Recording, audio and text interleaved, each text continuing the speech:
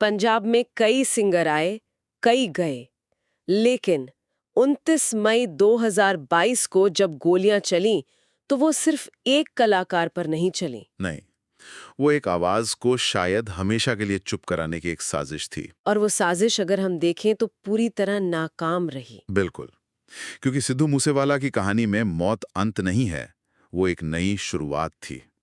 ये कहानी सिर्फ संगीत की नहीं है, ये पंजाब की जमीन, वहां की सियासत और उस सत्ता के संतुलन की है जिसे एक 28 साल के लड़के ने हिलाकर रख दिया था। आज हम इसी कहानी की परतों को खोलेंगे।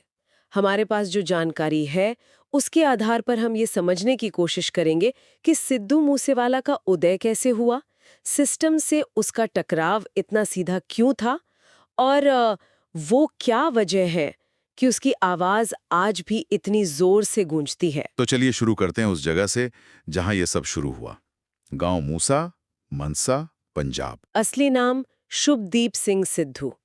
एक आम किसान परिवार, मतलब कोई बड़ी विरासत नहीं, सिवाय जमीन और खुददारी के। सही का। और उसमें एक बात शुरू से ही अलग थी।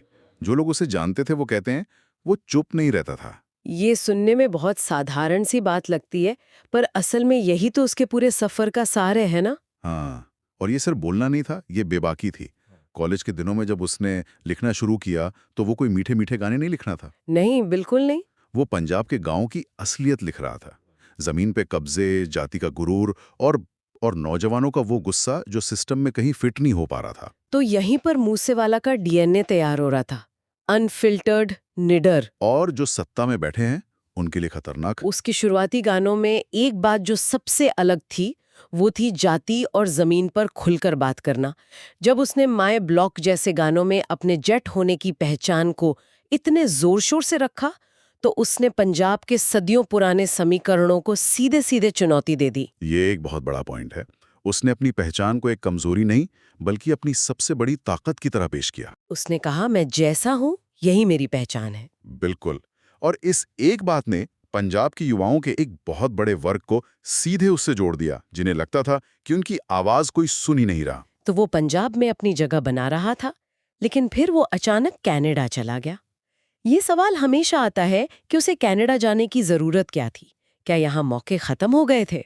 बाहर से देखने पर ऐसा ही लगता है, और इंडस्ट्री ने भी उसे कुछ ऐसे ही पेश किया कि वो एक बड़ा स्टार बनने गया है। लेकिन असलियत कुछ और थी। असलियत संघर्ष की थी।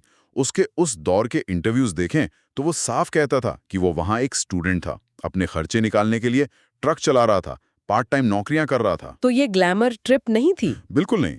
कनाडा जाना एक मजबूरी भी थी और एक मौका भी। मौका किस तरह का? ग्लोबल म्यूजिक सीन को समझने का। वहां उसने हिप हॉप कल्चर को बहुत करीब से देखा और उसे अपने पंजाबी अंदाज में ढाला। वो समझ गया था कि असली लड़ाई पंजाब के लोकल म्यूजिक चार्ट्स की नहीं है। लड़ाई ग्लोबल स्टेज पर अपनी जगह बनाने की है। एग्जैक्टली। और फिर वहीं से एक धमाका हुआ। सो हाय, एक गाना जिसने सब कुछ बदल दिया। इंडस्ट्री के लोगों की पहली प्रतिक्रिया क्या थी इस गाने पर? इंडस्ट्री मतलब हैरान थी। उन्हें लगा ये क्या है, लिरिक्स बहुत ज्यादा आक्रामक हैं, एटीट्यूड जरूरत से ज्यादा है। किसी ने कहा भी था कि ये लड़का ज्यादा दिन नहीं टिकेगा। हाँ, क्योंकि वो उसकी आवाज के पीछे के गुस्से और आत्मविश्वास को समझ ही नहीं पाए। लेकिन युवाओं ने समझ लिया। उनका रिएक्शन था, आखिरकार कोई तो है जो हमारी तरह सोचता है, हमारी तरह बोलता है, बिना किसी डर के। और जो बात इंडस्ट्री को एक खामी लग रही थी, वही युवाओं के लिए उसका सबसे बड़ा कनेक्शन पॉइंट बन गई। और यही से उसकी शोहरत किसी आम सिंगर की तरह धीरे धीरे नहीं बढ़ी। नहीं, वो एक तूफान की तरह आई। एक के बाद एक हिट गाने, सजा, टोचन, सेल्फ मेड, हर गाना पिछले वाले से बढ़ा। व्यूज लाखों से करोड़ों में जा रहे थे। और पूरी इंडस्ट्री बस देखती रह गई। क्या ये सिर्फ अच्छे संगीत की वजह से था या कुछ और भी था? संगीत तो एक हिस्सा था। असल बात ये थी कि उसके गाने सिर्फ एंटरटेनमेंट नहीं थे, वो एक स्टेटमेंट थे। आत्मविश्वास और चुनौती का कॉकटेल। बिल्कुल। हर गाना एक ऐलान की तरह था कि मैं यहाँ हूँ और मैं तुम्हारे बनाए नियमों से नहीं खेलूंगा। वो पंजाबी गौरव का वो चेहरा बन गया जो किसी से माफी नहीं मांगता। और इसका असर जमीन पर दिख रहा था।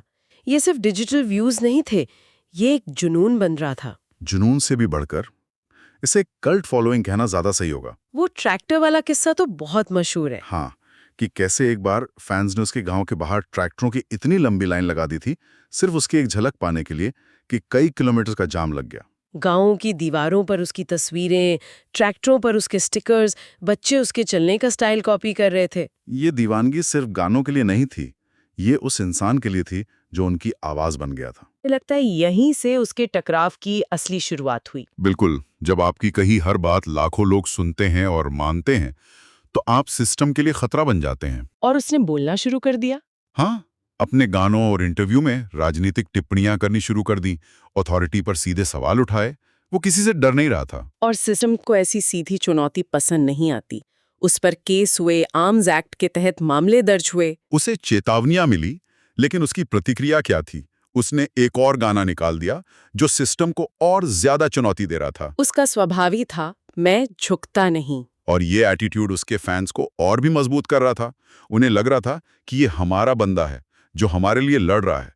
लेकिन दूसरी तरफ यही बात सत्ता के गलियारों में उसे एक प्रॉब्लम बना रही थी। एक ऐसी प्रॉब्लम जिसे कंट्रोल करना जरूरी है। यहाँ ये समझना भी जरूरी है कि पंजाब में संगीत इंडस्ट्री, कबड्डी लीग्स और स्थानीय सियासत के बीच गैंग्स का एक गहरा नेटवर्क है। ये एक नाजुक संतुलन पर काम करता है। और मूसेवाला इस संतुलन को बिगाड़ रहा था। हाँ, उसकी बेहिसाब शोहरत और राजनीतिक ताकत ने इस संतुलन को बिगाड़ दिया था।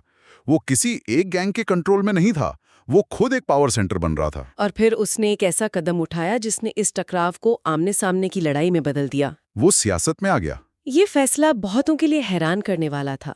उसने एक खास पार्टी ही क्यों चुनी? क्या ये विचारधारा का फैसला था या सिर्फ एक रणनीतिक चाल? ये एक बहुत बड़ा सवाल है। उसका मकसद तो साफ था। उसे पावर चाहिए थी, सुरक्षा चाहिए थी और अपनी आवाज को और बड़ा बनाने के लिए एक प्लेटफॉर्म चाहिए था। उसे लगा कि सिस्टम को बाहर से गाली देने से बेहतर है उसके अंदर जाकर उसे बदलना। शायद, लेकिन उसकी पार्टी का चुनाव एक रणनीति कदम ज्यादा लगता है। उसने वो पार्टी चुनी जो उस वक्त सत्ता में थी, शायद ये सोचकर कि इससे उसे एक तरह का प्रोटेक्शन मिलेगा। पर हुआ इसका ठीक उल्टा। बिल्कुल उल्टा। सियासत साफ नहीं होती। ये एक नई लड़ाई थी।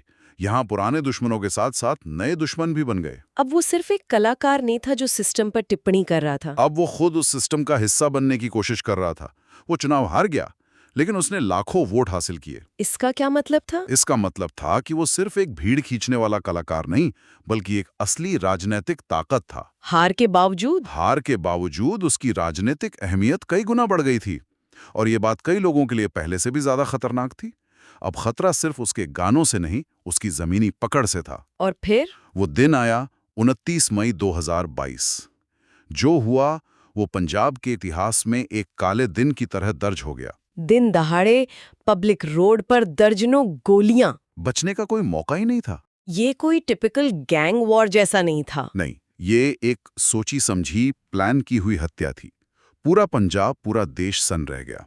ये सिर्फ एक हत्या नहीं थी, ये एक संदेश था। कैसा संदेश? संदेश ये था कि कोई भी आवाज कितनी भी बड़ी क्यों ना हो जाए, उसे खामोश किया जा सकता है। ये पंजाब की कानून व्यवस्था पर, सरकार पर और उस पूरे सिस्टम पर एक खुला तमाचा था। और फिर सबसे बड़ा सवाल उठा, क्यों? अदालतें अपनी कार्रवाई कर रही हैं, लेकिन जो कारण सतह पर दिखते हैं वो बहुत साफ है। हाँ, इसमें कई परतें हैं।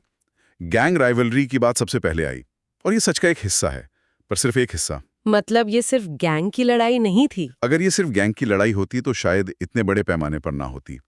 इसमें सत्ता का असंतुलन, ईर्ष्या और उसका वो कद शामिल था जो किसी के कंट्रोल में नहीं आ रहा था। इसमें एक बहुत बड़ा फैक्टर उसकी सिक्योरिटी का हटाया जाना भी था। चुनाव के बाद सरकार बदली और उसकी सिक्योरिटी कम कर दी गई। ये आज भी बहस का मुद्दा है। सरकार का कहना है कि ये एक स्टैंडर्ड प्रोसीजर था, लेकिन जिस तरह से सिक्योरिटी हटाने की खबर पब्लिक हुई और उसके ठीक अगले दिन ये हमला हुआ, ये कई गंभीर सवाल खड़े करता है। वो एक ऐसी हस्ती बन चुका था जिसे नजरअंदाज करना नामुमकिन था, लेकिन कंट्रोल करना उससे भी ज्यादा मुश्किल। वो वाकई too big to ignore, too bold to control बन चुका था। उसकी मौत के बाद उसके परिवार पर जो गुजरी, उसकी कल्पना करना भी मुश्किल है।